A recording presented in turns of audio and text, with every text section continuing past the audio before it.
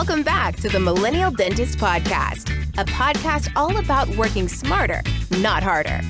Pushing dentists to go beyond dental school dentistry and build the practice of your dreams. Here is your host, the Millennial Dentist himself, Dr. Sullivan. Welcome back, everybody, to the Millennial Dentist Podcast. New, improved, revamped. We're on video now. So if you're not watching on video and you want to watch on video, jump on over to YouTube. It's pretty boring right now. It's me and my current co-host, Miss Andrea Deloach, and one of my assistants who, no, I'm sorry, that was disrespectful. You're I'm a part-time assistant. And what's your official title? Clinical director. Yeah, the clinical director. So you've been missing us. You'd have clinical director Andrea and myself on screen behind drywall. We're going to revamp our studio, though, so it looks really good. So you may want to check out the video. But anyways, welcome back. Excited to have Andrea on here. For those of you that know, have been to courses or have been to our practice and are involved, you know that Andrea's, she kind of runs a lot of my life as it pertains to Sullivan Dental Partners in conjunction with Aubrey. And yeah, and on the clinical side of things, you really do kind of take on the bulk of the progression in our office. Is what you're kind of my right-hand person as it pertains to that stuff. Lots of trainings and phone calls and checklists. Checklists. Andrea loves a good checklist. But the reason I have Andrea on today is we're going to talk about something that's a little, I guess it's kind of a common thing that needs to be discussed that's not discussed, and that's team member issues. Yeah. Right? Yeah. You got to get that mic a little closer to you. Am I not loud enough? There you go. Do I need to be? Is that better there? That's perfect. Okay. Team member issues and how you pertain to some of that stuff. Team therapy. Team therapy. Well, all right. By the way, before we can jump into this, May 4th and 5th in Nashville, Tennessee, we have the 3 Dentist Growth Summit. So if you have not thought about going or considering going, please check it out. We got a few tickets left. Nashville, Tennessee, May 4th and 5th. Going to be a great time. Yeah, it's going to be really fun. I'm excited. I can't wait. Anyways, okay, so let's jump into this. So I kind of asked, I was like, what should we record on today? And you were like, well, I think we should talk about some of the team member issues that we have. Give me some examples of team member issues. Well, I mean, I guess just like the overall work ethic we have now what? How many people do we have now? We have 20. More than most. We have 20, I think 24, 25 people. But a year and a half ago, we probably had like 17, 10. 18. And then before that, we had like probably 14. And then before that, like 10. Yeah, but I guess regardless, there's still always there's always team member issues. There's always something. And so I think that a lot of it has been just kind of like, as of late, more of just like, hey, like when you're out of town, we come back and then like the rooms aren't stocked or whatever it is. And so then it becomes this like, how do we have those like hard conversations like, hey, how do you keep people accountable? Well, right. Yeah. And so a lot of my way of doing that is like, okay, well, I guess we haven't set the expectation of what is necessary or what's needed. So my mind obviously goes to a list, shocker, of like, okay, so if it doesn't look like this, don't wrap it. And my challenge with lists, though, is that like I'm all for the list, but are the lists getting used? Are we leveraging the lists? Like, do people use them? The thing is that like, for me, I feel like I can say, well, did you follow the list? It kind of gives me kind of a little bit of like some way of saying, well, it's very clearly stated here instead of it being like, well, you should just know. Yeah. Because like, I think a lot of it, the struggle is that like people don't think the same. And so like, I even know we don't think the same. So you probably think I'm crazy half the time. Yeah, unfortunately. With my list, probably. Yeah. So like, it's probably a good thing though. Just understanding that like everybody's different and like maybe some people don't need a list. And I hope that, those people stay here. Well, let me back up a little bit, back us up. So, at face value, what I think is, my dad always says this, right? And I think he got it from Linda Miles or somebody, but that every time you add a team member, it's not linear growth, but it's exponential. Meaning like the more headaches and the more drama and the more things that you bring in as it pertains to team members, as you grow, it's exponential. All that stuff becomes challenging. And so what we've seen is that we really have had to start to implement more procedural type things, even as silly as something like a handbook, because when we had 8 team members or 6 team members, I kind of knew what I was getting. Now, the other part of this that's a challenge though is that like you can't plan for where you're at now. And it's way harder to unwind things or do them when it matters. I mean, like, if you've got 4 team members right now, I would tell you, you should start building your operations manual. Right. Versus waiting till like we did it, which was now we have all these problems internally that we're having to work through, and we have no sort of like. Well, it's like, shoot, I guess we never thought that would be a thing we would have to like. I realize now why they put on like different warning labels on shit. Like, it could be like rat poison, like don't feed to a child. Well, no shit. But somebody tried to feed that. Somebody wrote a letter. Yeah, somebody wrote a letter. But that's how I feel as an owner now sometimes is I'm like, did we really have to tell them not to do that? Well, that's where I go with the list. I'm like, surely people would know in your what to do when you have nothing to do list. But there's, maybe there's not. So having that reference guide at least is great. So yeah. Well, one of the first things we did was we have basically put together an operations manual. So we have like a handbook, but I like to call it an operations manual because it is fancier and it's more entailing of what our daily operations are. Yeah. Give me some examples of things where you've kind of made, not lists, but you've made instructional written guides out for different procedural things in our office. Well, I mean, that's always, that's kind of like one of my goals for 2023 is to have especially how to be an assistant here. That's Sullivan and Partners, like the SDP way. What to set up for an extraction bone graft, simple extractions. So then my brain starts to think, okay, well then we can have, these little, I love my little PRF packs that people can just grab and go easy I stuff. like that. And I like the cheat sheets or whatever. How can we, so then it's just maybe no one looks at it, but then if they don't, and then, there's always that hey, okay, so maybe we need some coaching. You should probably check back on you didn't have 4 of the things that we need in this simple procedure. Well, and what I would point out too is that I think step 1 is on some level is the doctor has to get clarity on what it is they do, how they do it. Yeah. And if you've got multiple doctors, you've got to have an alignment of that. Mm-hmm. That's been a challenge we've had is you got to have the SDP way. And I'm saying you have to, I think my way is pretty good, so you can copy it. But you got to have the Andrea family dental practice way. You got to have the Sunshine State dental way. Whatever your practice is, or you get what I'm saying, but you have to have set up that hey, the way we do crowns or fillings is we're going to use blue etch, we're going to use this restorative material in the posterior, we're going to use this restorative material in the anterior, and if we're cementing a crown, we're going to use this cement. Well, and I know for a lot of how a lot of assistants that I know operate is we are oh, okay, so that kind of paying attention to the process and knowing what comes next. And so I think that when things go south or when things aren't set up properly or whatever, it's oh, okay, so now I've got to set that out. But if there's a guide to me or some sort of reference cheat sheet that can just go ahead and, because I guess it also comes from I feel I've been, there's a new assistant. We've been training every, there's always whether you're having people turnover or you're having growth, there's inevitably new people, and then you got to find a way to train them. And then it is kind of typically, it ends up being, I think in most offices, kind of the most tenured assistant or the lead assistant, and it's you in this case, that's having to kind of train these people. So I get that it'd be nice to have that to reference. Here's a reference guide.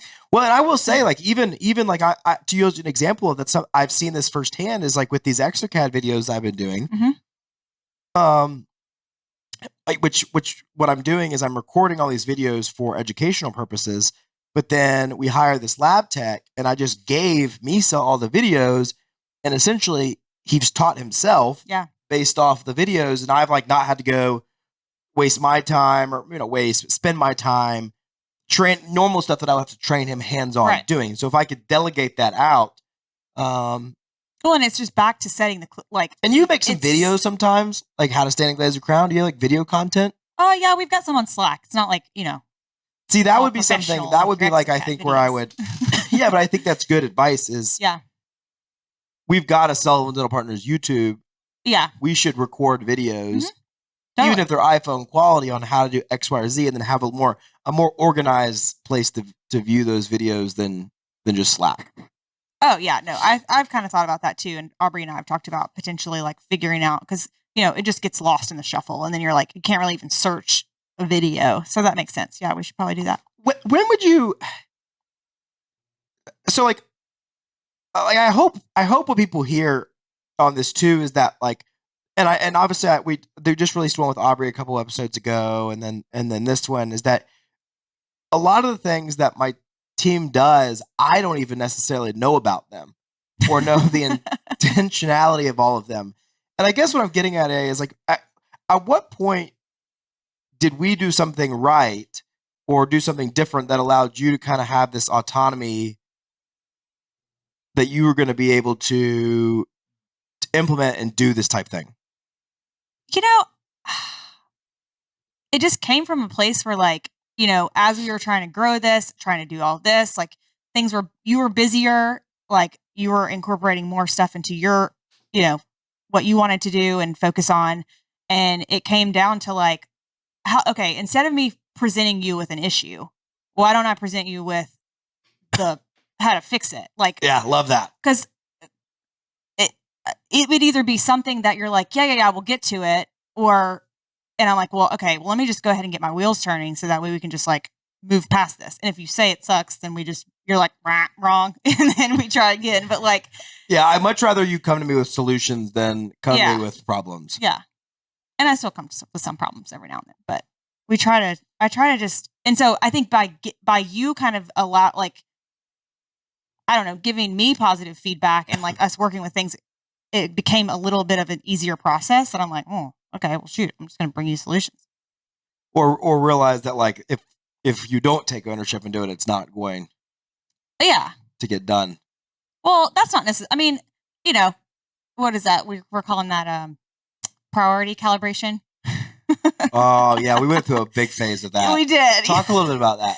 Well, I mean, it was just kind of like things that I was hearing, from like the assistants, and they were worried about who knows what, probably, curing lights. And I was like, we've got to buy more curing lights. And you're like, no, I'm going to get some curing lights. I'm like, curing lights aren't important to you, but I need you to, what are we doing? Finally, yeah, I think that's something basic. Like that's like a small that just popped in my head. Yeah, curing lights now. are expensive. Well, I know that, but like, no, but like I do remember like a lot of times early on in like your leadership, there was a lot of times where I was like, your priorities weren't in line with my priorities. Yeah. Like we had a little bit of like butting heads some days because I'd be like, hey, I need you to get this done. I don't really give a crap about. Yeah. Well, and ultimately, I know more respectfully, but I probably didn't. Well, I know that, ultimately I'm trying to like figure out what, is most important on days. And remember, I'll be like, hey, what do you want for my priority to be today? And it'd be something random that's not even on my list half the time. And I'm like, oh, okay. Yeah, I think we're bad about that though, doctors, because I think we're bad about that, not giving either enough back end like information about what it is we're trying to accomplish, other than just go complete this task. And then we don't typically prioritize things well. And like I see this in our with our implant course a lot, in that, placing an implant involves so many parts and pieces. Yeah. And I won't even, there's doctors who won't even show up and like tell them what size they're placing, and we really set up our team members for lack of success. And we just expect that they know what we're going to use when we use it. And then we get upset when they don't. Now, I feel like what I can be fair in is that if I've made it clear what I need and you don't have it. Well, right. And that's where I'm trying to like to scale back. Clarity on the front end is always the best, but it is sometimes like hard, and you're busy, you're like thinking about placing the implant or whatever it is that you're doing. And then I'm like, so tell me why. And you're like, well, and so like having the time to actually sit back and explain why, because inevitably you're going to get the question why from somebody else. Well, right. And so I'm like, what was it that time we were talking about something about the CEREC scan. And I was like, everyone's asking me why we're doing this software and this software when this one does both. And you're like, just because. And I was I like, think no, it was I like, need to know do we why, scan in because Sarah chair side yes, or or scan something. Sarah And I was like, connect? both of them Yeah. do the same. And I was like, just so you're aware, you can't look up the patient in both and get the same result. So like, and Right. you're like, okay, you know, and I was like, but it also, your name's on the building. So if you want to say, do it this way, we kind of have to conform and I'll back you up. But like, I just want to know why. Well, I don't find that reasoning or that logic goes No. very far with team members. Well, that's good. I mean, am I wrong?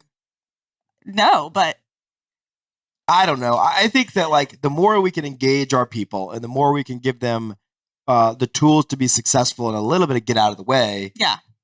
the more successful I am and the more successful you are. Set you up for success. Well, and like I feel good about being like, okay, so I can at least give you guys the why now because, or, you know, I can do a lot of the talking that you don't necessarily have time for if we can just have these like clarity conversations.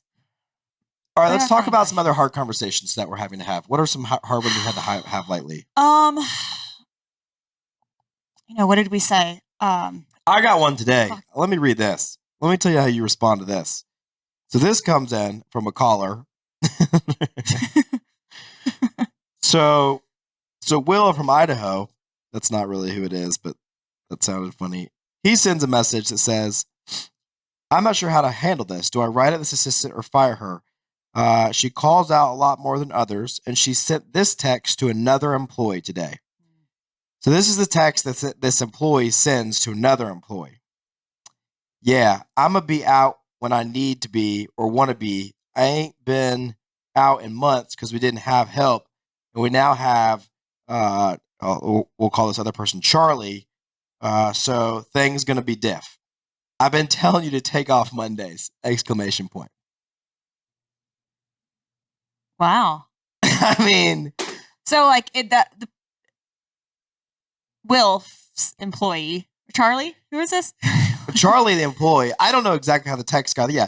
Basically, this employee showed this text to someone else. And then this person, obviously, I guess, brought it's it to being talked about because everyone's like, okay, first of all, we're picking up your slack when you're not here for whatever reason. So like that creates animosity in itself. Like, so it kind of already sounds like Charlie's. Yeah, I don't know. When I heard that, I was like, this is crazy. So how do you handle these situations, though? I think, at face value, probably everybody's like, oh, fire them, screw off, blah, blah, blah. And look, a younger Sully owner in person would probably have just text back like, F you, you're out of here. Don't come back. I'll mail you your stuff. But here's what I've learned. One is that you have to, at some level, assess how replaceable is this person, and does it compromise my business just to be like PC a buy? Like, do I have somebody that can step in that role? And then two, I think it's a matter of you've got to have a face-to-face conversation. I was just gonna say that. Yeah, the like, are you good? What's going on? You seem off. Yeah, and I like obviously I like. The problem I have here is this: how do you ever trust this person again, right? Like they've broken that circle of trust when they're telling you that they're home because their kid's sick, and now you're finding out that it's not. So I think inevitably this employee is probably going to have to be gone. But I do think you learn a lot in having conversations because it could be, and I know a little bit more backstory in this case, that this employee has been working their butt off because they haven't had help, and so there's probably this little bit of we finally have help, so like I'm gonna breathe a little bit. Obviously the way that it's being sent is not appropriate. Encouraging other people to take off is not appropriate, and so it's a hard thing to deal with. Well, and is there any? I don't know. In this office, is there any kind of like incentive to not just call out, like a bonus system or any kind of? I don't know. I think that's one of the best things that our bonus system has done, and we'll probably talk about it in another episode. But we have a kind of a traditional bonus system that's a team. It's a team deal, set off a BAM or a number that we have to hit, and then. But for us, I think what is important with our bonus, to your point, is that if you miss more than 1 day, correct? Yeah, more than one. Yeah, so 2 days. You get basically 1 sick day a month where you have something that came up. Otherwise, all your PTO has to be scheduled 30 days in advance. Yeah. So you get, if anything is basically thrown up on us or last minute, meaning less than 30 days, and it's more than a day, then you're out of the bonus. Yeah. Well, And- I mean, in that, that makes everybody else work harder. They've got to cut, When pick up people their are out. slack Yeah. when people are out. So it kind of is just like, So I think it's tough. I think it's a great caveat if you got a bonus program to have, is that because now what we see is people will only take off one day. I mean, if that, God forbid, they're not going to be hopefully. out of the bonus system. So Yeah. if they can come back, they're coming back without missing one day. So I think that's been a good thing. But Will from Idaho, I think I would encourage you to have a conversation in person definitely. and just be super short, frank, to the point. What I would look for is apology, Adeline, I'm sorry. And then it would be somewhat of a short leash because I would just be open with them that the trust tree has been broken. And I would probably get an ad out and start looking anyways. Yeah. And Well, if I had the other part of this is if I like in our position where we've got a lot of assistants, if one of our assistants did that, I would be pretty much like, you're done, because I want to set a precedent with the rest of the team. Yeah, but you also, I think it's always worth a conversation. I agree. Unfortunately, I agree with you on that. Yeah. Most of the time, I don't want to do that, but I agree that it's probably worth it. It's always worth a conversation because you just don't know where people are coming from. And honestly, like, I feel like we try to also like cultivate this culture and like we try to. Well, that culture got violated by. Well, yes, of course, but All right, what and else? then- Give me some other scenarios. I mean, I don't know, just like clocking in for breakfast or. Yeah, that's a staying hard late. one. I don't know. I mean, here's the challenge we have. We all deal with this. We deal with them clocking in too early, not clocking out for lunch, not clocking out late. We deal with, do we pay them on days that we do CE? You're right. Yeah. Do we, like, these are do you pay them for travel? Do you pay them for meals? Like, these are the questions that I get that are circulated all the time. I would say for the most part, our stance on all of that has been, the longer you're here, the more we trust you, the more you push yourself on the line for us, then the more we're willing to not let things slide, but just not be so rigid. Well, and I think it goes back to having like set expectations in like a handbook or something like that. Like, that's I would never, don't get any ideas, but like, I would never even consider checking like you or Celeste time clock. Like, I don't even look at them. Yeah, well, that's because I mean, I would take myself out of the bonus if I did something. Yeah, out. which You is know, a like, it's crazy like, thing. Like, I've gotten texts before from you or Celeste, my other assistant, who they've literally said like they'd messed something up. Like, case didn't come in. Like, it's going to cost me money. Yeah. And they're like, and just take me out of the bonus. And I'm like, I'm not taking you freaking out of the bonus, but on some level, and y'all probably know that a little bit, but still, to me, it's the point of being like that their wherewithal is large enough that they understand the cost, and therefore I'm willing to give the grace that goes with it. Now, new team members aren't typically going to get as much of that, and you got to earn your stripes with me a little bit, right? Oh, yeah, I think that's part of it for both of us. But I think in general, though, you still have to have some sort of baseline. Yeah. across the So board as far as that's the consistent. baselines go, here's my stance on this to get down to brass tacks.